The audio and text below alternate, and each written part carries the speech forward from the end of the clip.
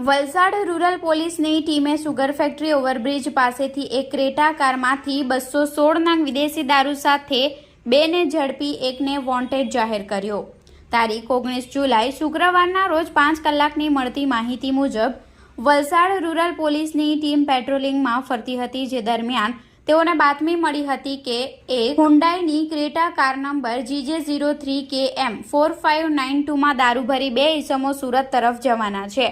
જે બાતમીના આધારે રૂરલ પોલીસની ટીમે સુગર ફેક્ટરી ઓવરબ્રિજ પાસે નેશનલ હાઈવે નંબર 48 ઉપર બાતમીવાળી કારની વોચ ગોઠવી હતી।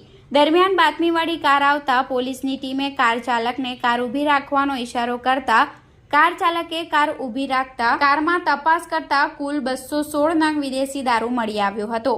રૂરલ પોલીસની ટીમે 216 નંગ વિદેશી દારૂ જેની કિંમત 32,400, કારની કિંમત 5 લાખ, બે મોબાઈલ ફોન નંગ જેની કિંમત 6,000 મળી કુલ 5,38,400નો મુદ્દામાલ કબજે લઈ બે ઈસમોની અટકાયત કરી એકને વોન્ટેડ જાહેર કરી રૂરલ પોલીસ મથકે પ્રોહિબિશન અંગે ફરિયાદ દાખલ કરી હતી।